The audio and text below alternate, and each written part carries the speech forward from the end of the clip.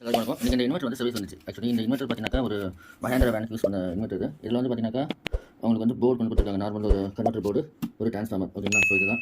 So இது என்ன fault அப்படின்னு பார்த்தாக்கா இந்த சுவிட்ச் வந்து பார்த்தீங்கன்னா போயிடுச்சு. அவங்க என்ன பண்ணிட்டாங்கன்னா கண்டினியூஸாக வந்து டேரக்ட் லைன் பண்ணி கொடுத்துருக்காங்க. டேரக்ட் கொடுத்தோடனே இந்த போர்டு ஆன்லேயே இருந்தனால என்ன ஆச்சு அப்படின்னாக்கா போர்டு வந்து எகிரிச்சு. ஓகேங்களா? ஸோ இப்போ நம்ம என்ன பண்ண போகிறோம் பார்த்தீங்கன்னாக்கா அதுக்கு பதிலாக வந்து வேறு போர்டு வந்து வாங்கியிருக்கோம்.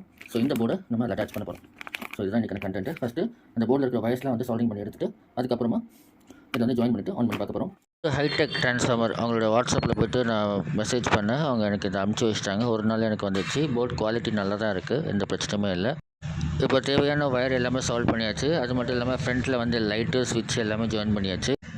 இது வந்து 12 வோல்ட் இன்வெர்ட்டர். ஓகேங்களா? ஸோ அதனால் என்ன பண்ணேன், எஸ்எம்பிஎஸ்லேருந்து பவர் எடுத்து டேரெக்டாக வந்து இதில் கனெக்ட் பண்ணியிருக்கேன். ஸோ அப்போ வந்து நம்ம பேட்டரி யூஸ் பண்ணுறதுக்கு பதில் இது யூஸ் பண்ணிக்கலாம்.